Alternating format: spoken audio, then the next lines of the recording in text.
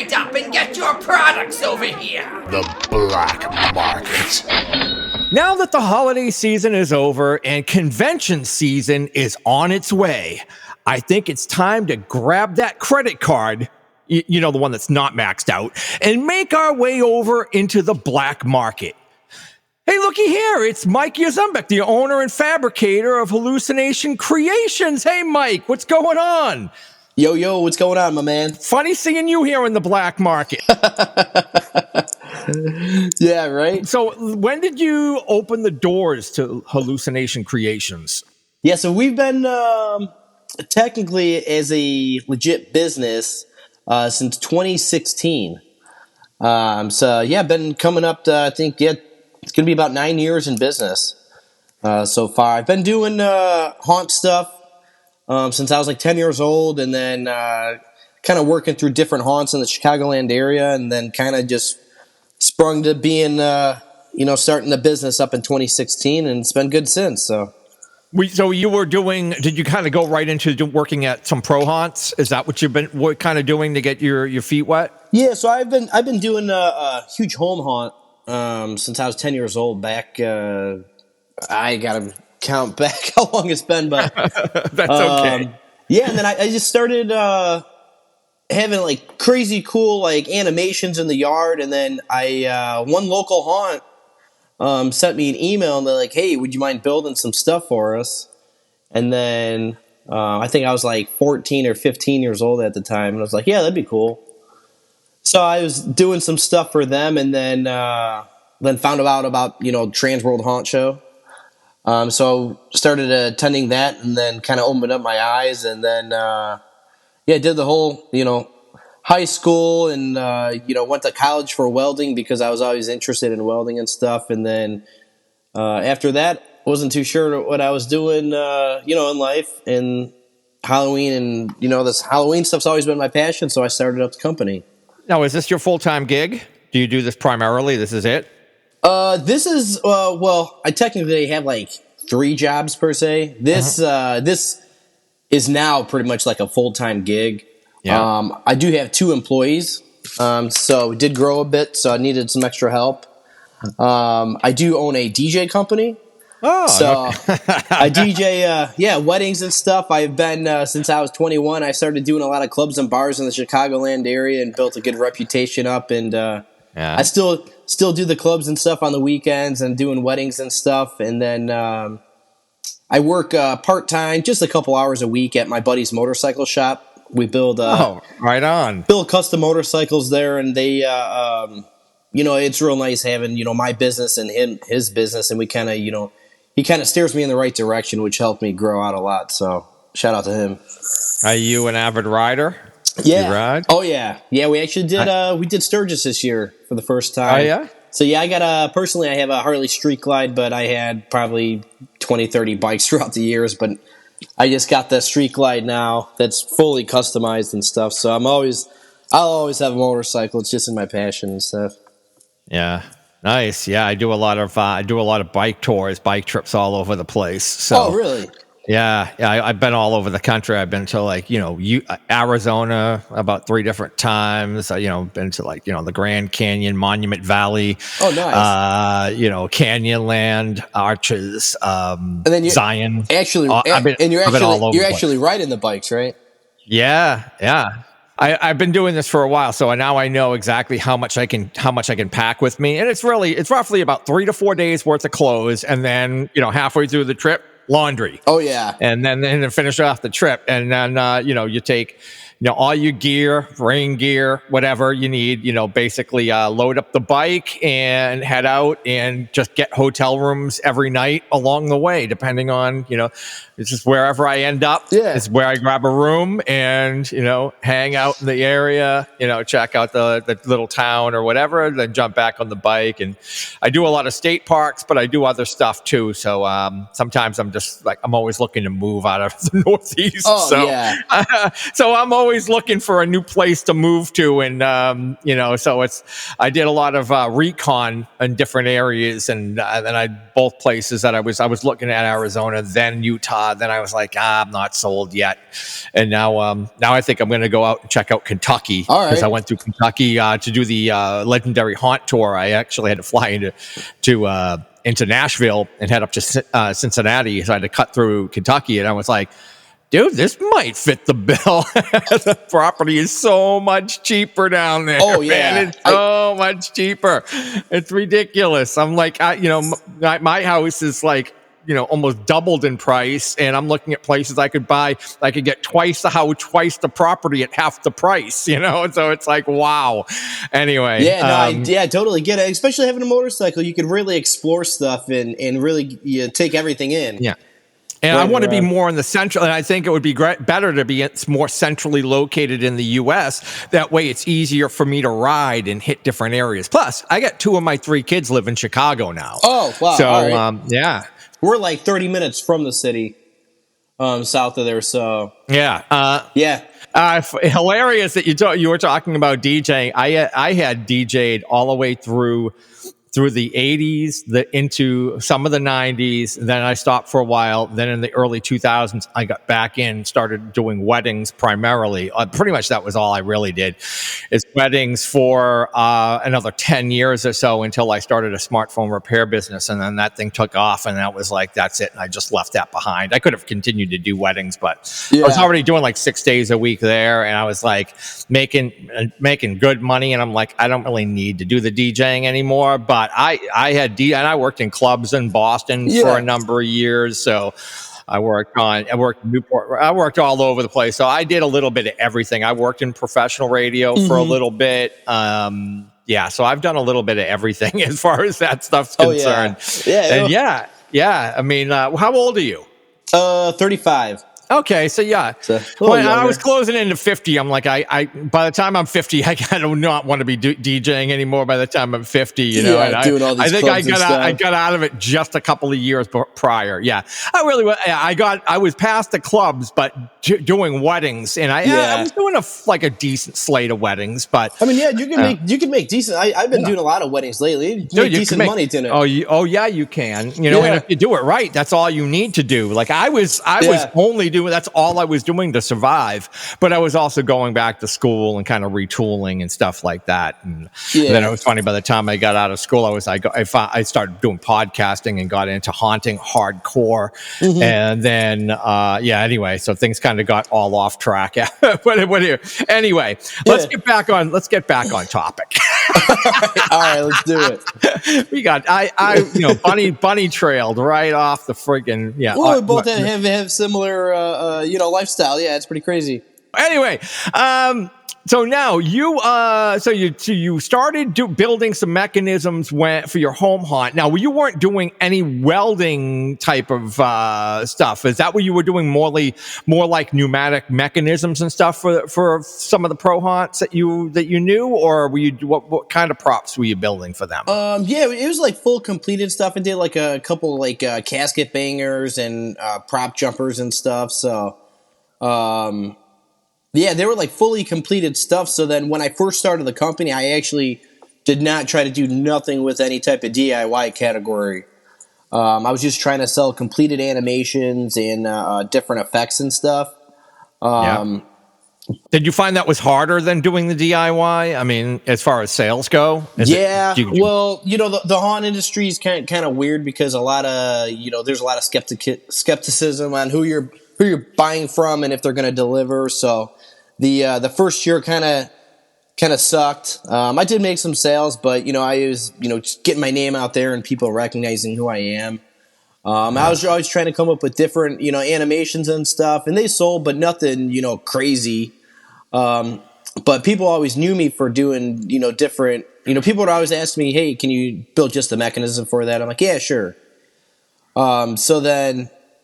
2 or 3 years in, I was like, I'm just gonna make a bunch of different type of mechanisms and just start this whole DIY business. And then that's when it really blew up. So that's kind of like what I'm known for. And I'm just focused on that stuff primarily. Yeah, like I know myself, there's because I'm like a one man operation. So when it comes down, I've over the years wanted to, I've originally I wanted to build mechanisms, and then I'm realizing, yeah, well, we're to really build sturdy mechanisms that are going to work and perform over and over again, and not break down on you when you need them to, like on Halloween night. Oh yeah. You kind of really need to have welded frames and everything done properly. I had built from a prop book, like a lifter, like a like a coffin sit up kind of a prop, All right, yeah. Like mechanism. Yeah. And I used, I had a pneumatic, just a cylinder in there, and I built the thing out of aluminum stock. And so everything was just bolted in, and it worked okay for a little bit, maybe like the first year or so. Maybe it worked kind of okay.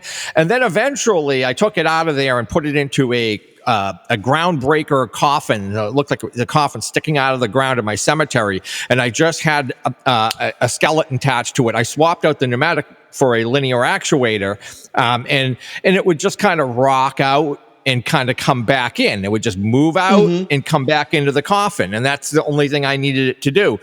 And over the years, all the bolts were coming undone, and I would constantly have to take the thing apart, try to get in there. And for some reason, after it just started to like degrade or whatever, I don't know what was going on. I could not get the thing to work. And that was 2 years ago. And I finally, after using it for about 5 years, I got so frustrated, and I'm like, F this fucking thing. And I ripped it apart. And then I went online, and because I remember seeing you at Transworld, and then I looked up the website, and I found the mechanism. I think it was the shovel, the rocking shovel mechanism, if I'm not mistaken. Yeah, the motorized one. Yep. Yeah, and so it did I was looking at that, and I go, that looks like does what I need it to do, and the dimensions looked about right to fit into the coffin. And I was like, it's 2 weeks to Halloween. I'm like, there's no freaking way this guy is going to be able to turn out a mechanism and get it to me before Halloween. And I just figured I'm going to shoot my shot. Yeah, kind of. I'm going for it. I sent you an email and saying, this is what I need. Is there any chance that you could get this done in like a week for me? And you were like, no problem, man. I was like, what? What did you just say? He's like, you said, you were like, yep, I can get it done for you. Not a problem. You had the thing in my hands within under a week, and I was floored. And I was like, I love this freaking son of a bitch, because I was like, most people you go to their websites in October and they are closed for the season. Oh yeah, everything's out of stock. Oh yeah, yeah, like out of stock, maxed out. They're done. They've been working for like months on end, like a maniacs, and they're just like, nope, we're done. And you were just like, yep, I can get it done. And you had it in my hand, and I put it in the coffin, and I transferred the skeleton body over.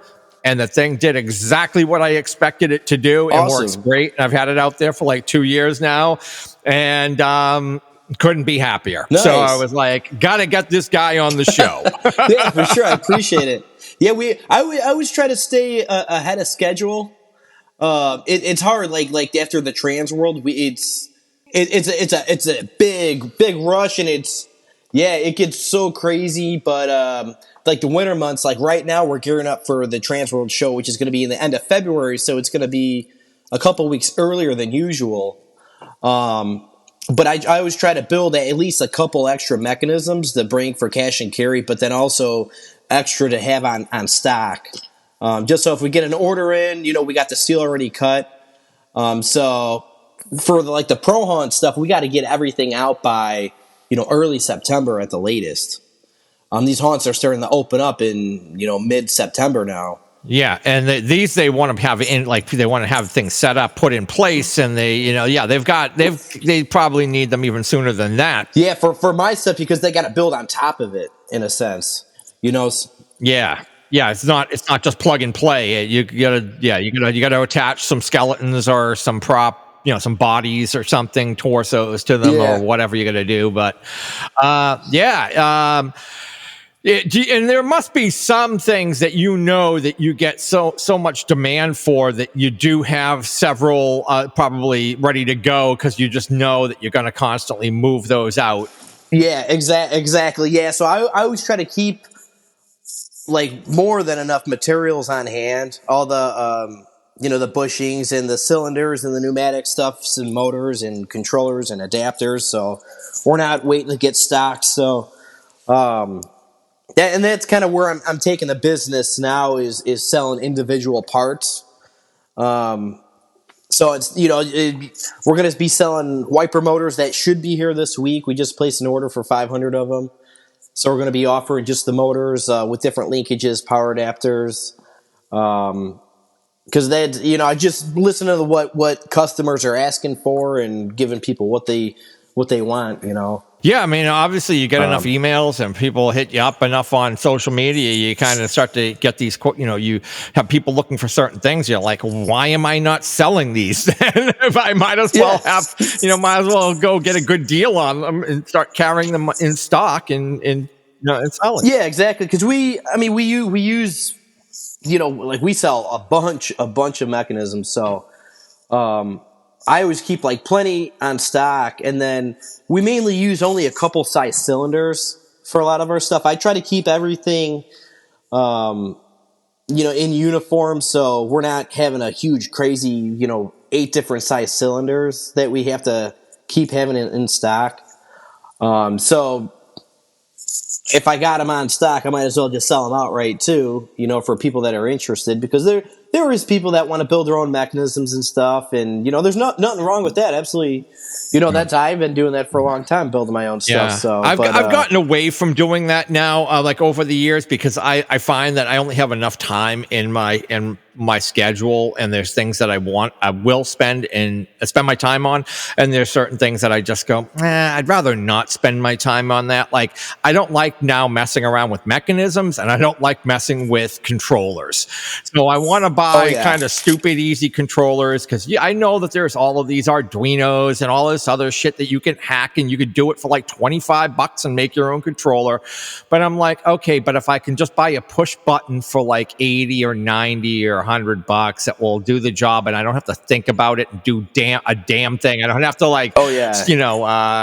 breadboard things together and do all this kind of shit. I'm like, I don't want to deal with any of that. I just want to buy something, build the creature or buy the components and put it together, and then put it out there. And that's kind of the way I've been over the years. And hey, I remember first getting into home haunting, and there were guys that all they wanted to do is build mechanisms. All they wanted to do is build pneumatic shit and prop controllers, out of like MacGyver it, like a battery, a piece of bubble gun. A screen door closure.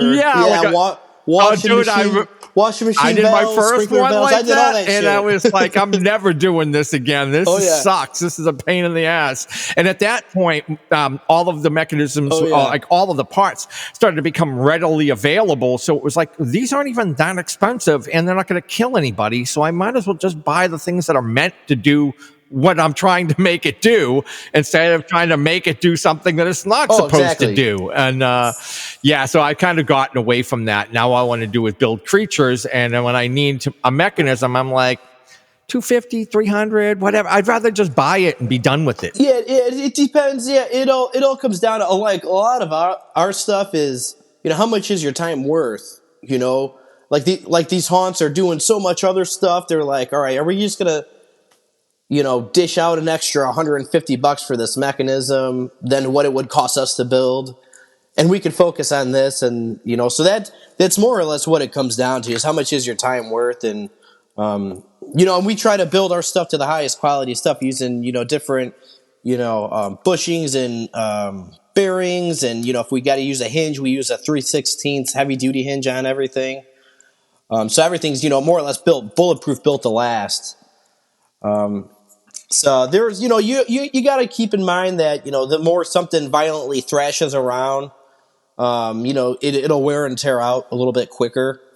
But having those preventative measures where you got the bearings and the bushings and grade 8 bolts and the right gauge steel, that's just going to make, Halloween night and running your attraction so much easier when nothing's breaking and everything's just going. Yeah. Now you have your DIY mechanisms, the motorized mechanisms, and you have your pneumatic mechanisms. The motorized, basically, that is kind of a plug and play. I mean, well, they both are kind of plug and play to a certain extent. I mean, you have to obviously put the body on it, or skeleton, or whatever creature that you're going to attach to it. But like everything comes as you plug it in, you attach the ear hose, and you're pretty much good to go on a pneumatic. And then the other one is just a plug in to plug into an outlet or an extension cord, outlet, and you're ready to go. What are some of your best selling motorized mechanisms? The motorized stuff, it's kind of a mixture, honestly. There's some stuff that doesn't really sell good. The swaying zombies sell pretty good. The vertical slider one, up and down, is a top seller. The rocking tombstone, the one that, or the rocking chair one, I believe is one that you got. That one's pretty popular. Yeah.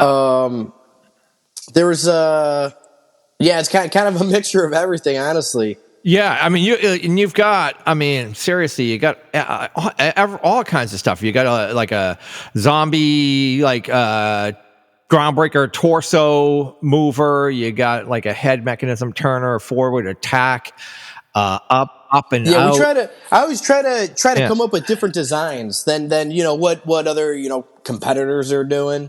You can only get so much, but we're starting to do stuff where you can get two movements out of, say, one, motorized, and having different linkages and stuff. So, our kicking legs mech sells actually pretty good. A lot of people use that for Christmas stuff too. Yeah. So yeah, that's a good seller. Man, you got a lot of stuff on here. I'm just like, I'm scrolling through the page and I'm going, holy shit, this keeps going. I mean, you got the horizontal slider, vertical slider. I mean, so many of the base and the waving mechanism, the waving like arm mechanism or hand wag. The rocking chair one is the one that I purchased. That was the one that I got, not the shovel. It's pretty much the same exact mech. It's just the output. One has a flat plate. The other one just has a 18-inch rod. Yeah, exactly. And I need the rod to attach the skeleton spine to it. But yeah, so I mean, you've got a little bit of everything there, and then now I've kind of, because I do a yard hunt, I like to have. I don't want to be running compressors all throughout every night throughout the night of October. Oh, yeah. So I've been trying to do almost everything in my display, except for the stuff that comes out on Halloween night, is all motorized, and then I put out some pneumatic stuff for the startles and the pop-ups and stuff on Halloween night. So I do like using pneumatics. I just only like them for the startle stuff, and then the other just creepy stuff that's moving around in the yard. I mean, it's mostly just mechanisms. I've been doing a lot with linear actuators, so I've been using like little for a couple of different things that I've been like, I'll just use a linear actuator, and it's worked fine. Yeah, perfect. But yeah, I mean, sometimes to get something to move a little bit faster. That's where like the wiper motor, where you could have it, where you can dial it and, you can speed it up and slow it down or get it to the exact speed you want it. There's a little bit more that you can do with it. With your mechanisms, for instance. The motorized stuff is more like for like a display type setting, and exactly like you said, the pneumatics is where you're going to get that startle. Yeah, or at least even the distraction, so that the actor can come out from the other side and catch them from the opposite direction. The misdirection kind of stuff too. Mm-hmm. And you've got I noticed that you have the that Casa Fair Groundbreaker zombie mechanism thing there, and we did the motorized mechanism like that, and then I also got a pneumatic one. Yeah, so if you just want a creepy one, just kind of moving around in the cemetery, great. And then you can have the one that's can jerk around and just kind of pop off every once in like every couple of minutes and just kind of wig out. Get a good startle from people. Yeah, man, you've got tons and tons. The scissor extended mechanism. Yeah, the scissor mechs are like our top seller. That's our like number one seller, just because they're so hard to make. Exactly. Yeah, there's like we got a jig where we cut everything out, and everything's got to be drilled precisely. Yeah, they're just a pain in the ass to build if you're trying it your first time, because if one bolt hole is off a quarter of an inch, it's going to change the whole geometry of how the scissor shoots out. Plus, if you do it on your own and that thing is not built correctly, you could really hurt somebody. Yeah, because those go flying out. Yeah, you could really hurt somebody. Yeah. So yeah, that's something you probably don't want to build on your own. The scissor mechs and those things. So there's so many pivot points. We put these bushings at every spot to eliminate any type of wear and tear. So if per se you're building a mechanism and you just drill a hole through the steel and you put a bolt through it, over time that bolt hole is going to just oblong it out and oval it out, and then you could shear the bolts, and then that's when it'll start loosening up and stuff. So that's why we try to put all the bushings and all the pivot points, because if it does wear out, all you do is just tap a new bushing in and you're good to go. Now, I've never seen you have this possessed table mechanism, which I've never seen anybody do one of these. That's a cool. That's a little different. That'll be new at Transworld. They actually just finished up a display unit for the show, so we'll have that out. Yeah, every year I always try to keep adding to it. I think we're at like over 100 products right now, with a little bit of everything, and just trying to think outside of the box. And a lot of it is what people are like, hey, can you build this mechanism? And then if I'm like, oh yeah, I think that might be a good seller in the future, I'll just add it to the website, and then here we are, 100 products later. Yeah, I mean, speaking of that, you obviously do custom work as well. Yeah, we do a lot. A lot of our custom work I kind of push towards into like September. Once we're done with our like Transworld rush, so I get a lot of the custom stuff done towards like the end of the right before the season starts, to get that stuff knocked out. But like right now we're doing a bunch of custom stuff. The winter is the best time where we could get everything focused. Because depending on what it is, it could be pretty time consuming to build. Whether it's a mechanism or it's a full completed prop. But I got it pretty dialed in on how to get different movements out of different linkages and stuff. That goes pretty quick, but it's still pretty time consuming to do custom stuff. So we do it, but I only take in a certain amount of orders or a certain amount of jobs depending on what it is, if it's doable. And outside of the motorized and pneumatic mechanisms, you've also got some air blasters, horn blasters, actor effects tools. Tell us a little about some of those. Yeah, so the air blasters have been around since the early '90s at Haunts. It all comes back to we started selling stuff, and people are like, "Hey, do you sell air blasters?" No, we don't. But all right, cool. Now I'm gonna build some air blasters because people keep asking for it. So I got a few different styles. We got our small pop shot and our large pop shot, and then our mega blaster. So it's kind of like a small, medium, and large setup that we offer. The air blasters do take a lot of air out of your compressor system. So that's why I came up with the small, medium, and large. So if you got, say, a small pancake compressor, you'd want to go with our small pop shot. If you got a 30 or 60 gallon, you could bump up to the mega air blaster. And then we got, different other ones, the rapid fire, which has a machine gun. The force shot, which could span throughout an entire hallway, has enough hose. So instead of just getting one shot, you can kind of blast the entire group going through. And then back in, I think it was like 2019, I came up with our overhead swiveling air blaster. This is pretty much one of our best-selling air blasters. Really? We're the only ones that offer it. It's kind of our design that we came out with. It mounts overhead. It has a rapid fire machine gun sound along with the air blasting, and then it's got 4 LEDs that are go in sync.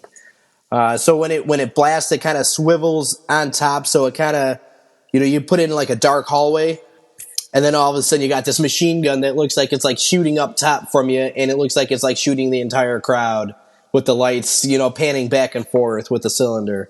And it's just like these little blasts of air hitting you, like just as whatever kind of thing. Yeah, like a Yeah. And then you got the strobe light going. So if you have it in like a dark hallway, it works really good. That's like our best selling ear blaster setup that we have. Yeah, that's pretty original. One of the things that I had seen at your booth in Transworld a couple of years ago is you had those pop shot blasters. Like they look like one looks like a shotgun, the other one looks like a machine gun, and those things are pretty badass. I don't have I was gonna like, oh man, I would love to have one. I wish I had a place to put this I could use this in my haunt somehow. It's like completely has nothing to do with the theme of my haunt, and I can't really use it, but I want it so bad. Yeah, those actually sell really good too. Yeah, it doesn't surprise me. I was like, I want one. I have no need for it. I'm like, I still want it. Those things sell really good. So I only do a limited run of those a year.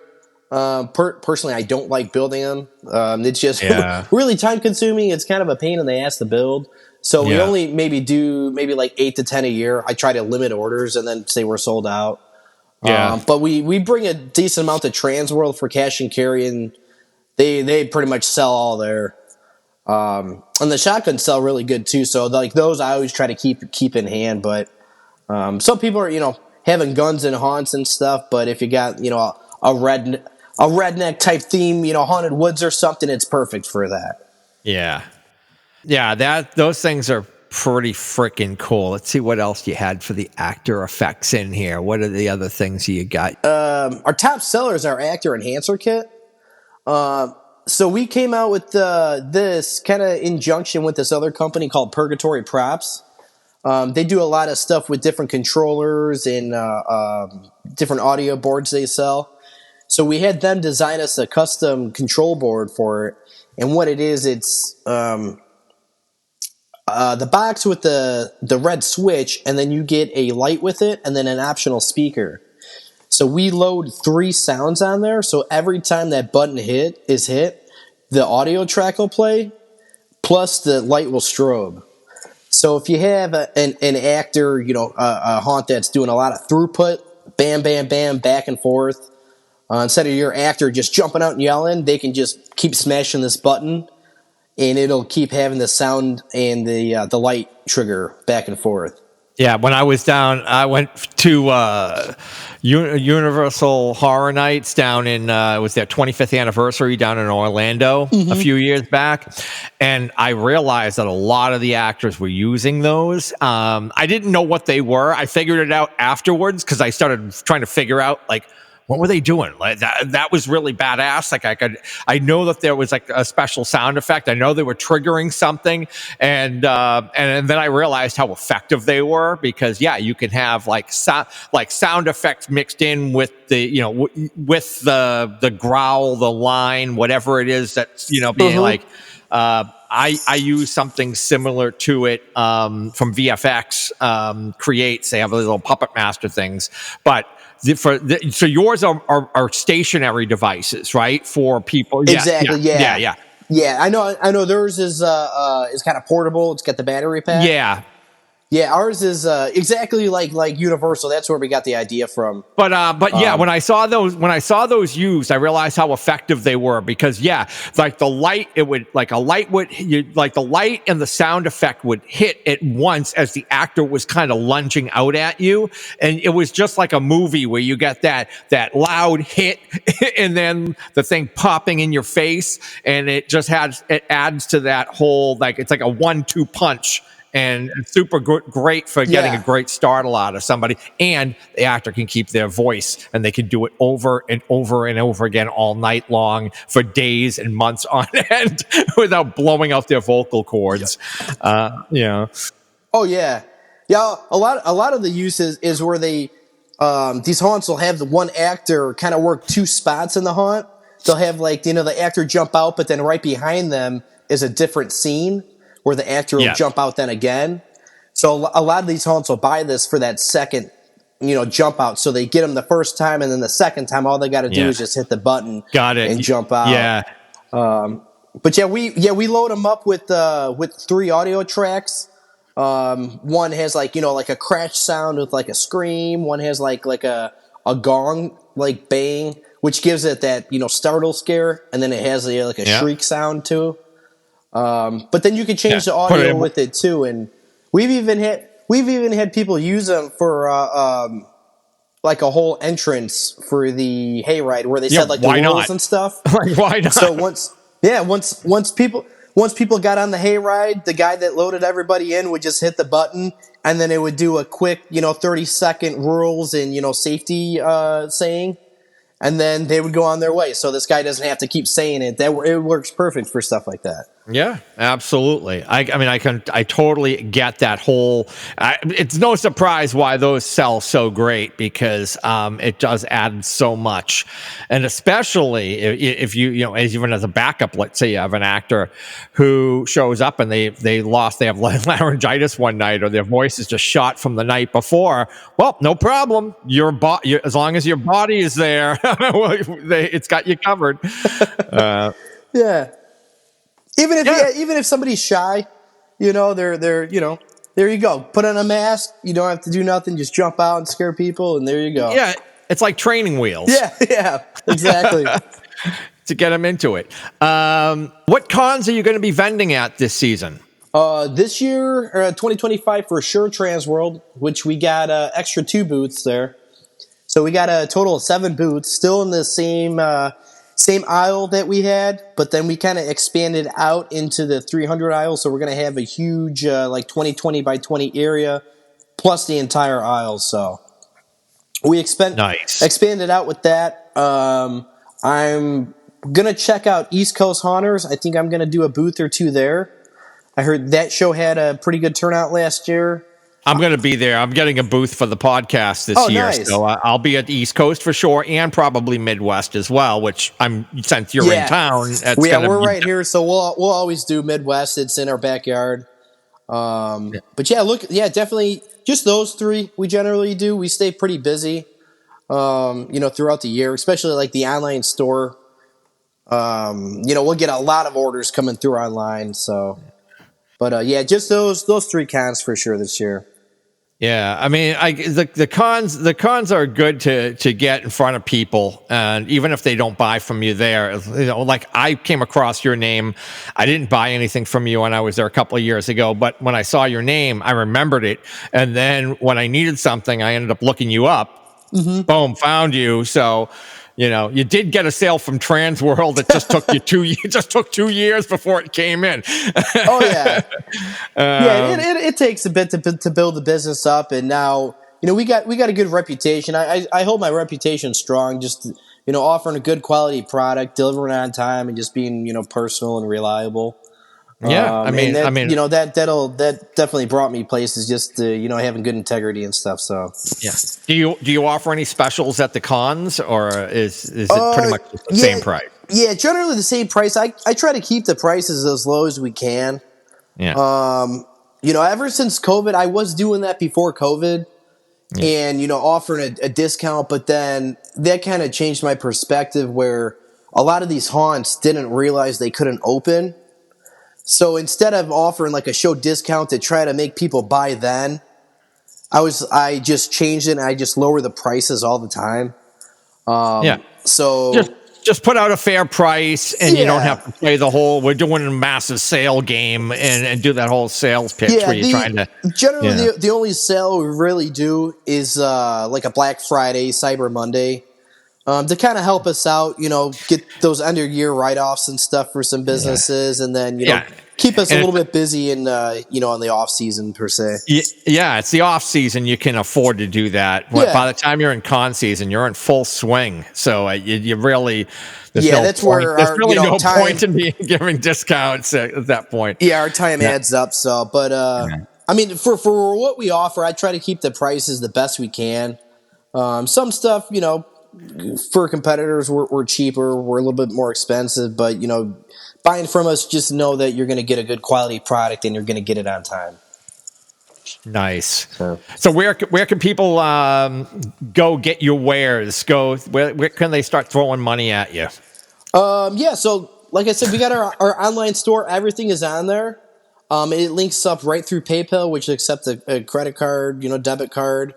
That's hallucinationscreationsstore.com. I do have my original website, hallucinationscreations.com, and then that'll forward you right to our online store. And then, everything's on there. We do have a support and instruction section. So if you need help hooking anything up like that, we also made some tutorial videos on how to dial in the speed of your pneumatics and how to hook up your air blasters. So any type of support like that is all on there also. And you can buy directly on the website. And then how we work is you buy the product and then we calculate the shipping and handling after. Just because we offer so many different products and different weights and sizes, it actually comes out to be cheaper if we box everything up together than itemizing everything up through the online store. So we went that route where we could fit 5 products in one 14 by 14 by 24 box. And that's another thing that throughout the years that I changed up some of the designs. So everything's built to be able to ship through UPS, the smaller mechs, and it's all built to fit in a certain size box.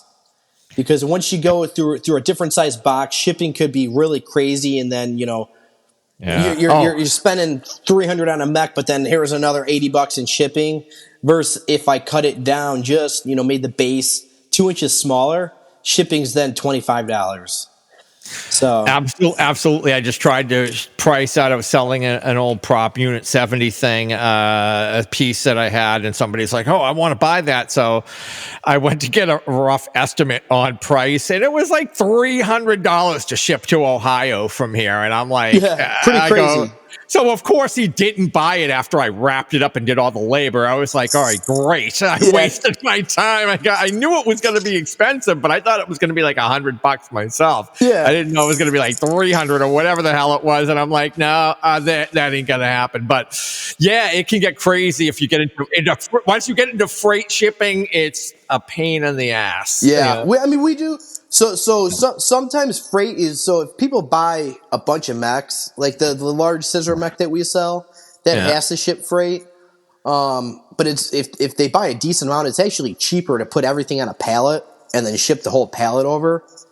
If you're putting it all together, like if you're putting a whole bunch of items together, and once again, you probably get a better rate because you're a business and I'm just an individual trying to ship something. So you could probably in doing, like, you probably having an account, like a business account, probably gets you a better rate than what I'm trying to get as like just an individual doing a one shop shipping. I think it's like a 60 to 75% discount that we get, which nice. At the end of the day, it's I don't mark the shipping up. It's whatever it is. It's just right to the customer. I do add, a couple bucks on for the box and the packing peanuts. That's the only thing we add on. But, we don't make no money on the shipping.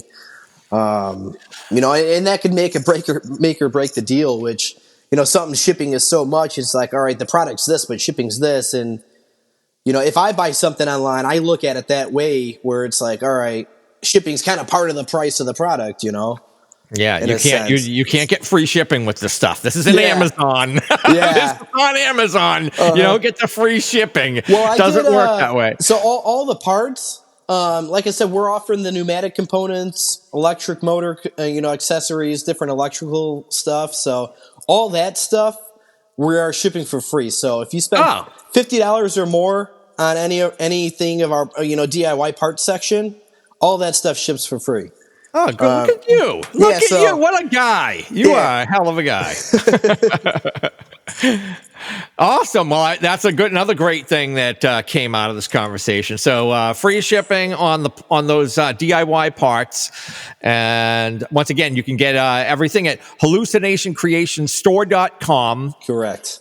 And you're on all the social medias. Yep. Pimping your products. Always got to promote and email blasts. We got a decent amount of email followers. I always try to post up on our, Instagram, and that links up to our Facebook, and just try to stay active. I'm always in all the haunt groups, the Hunters Hangout, Haunt World, the Toolbox, a bunch of them. If people got questions or something, I'll chime in and give some advice. I just enjoy what I do. So I make some money on what I do, but I also don't mind helping people out. So nice. Well, I'm on the fence of Transworld this year. Definitely going to be at the East Coast and the Midwest. Sweet. So I will see you there. Yeah, that'll be fun. I've never been to that whole East Coast area besides Boston way up there. But I'm excited to check East Coast out, just to check the area out and stuff and see what it's like out there. So yeah, well, I'll have a booth there as well. So awesome. I'll check you then. Sweet. Please follow the podcast. Give us a 5-star review. Stalk us on social media. Links in the description. And visit our blog page for more show info at hauntcastpodcast.net/blog. Until next time, stay scary. Go, go, go, go!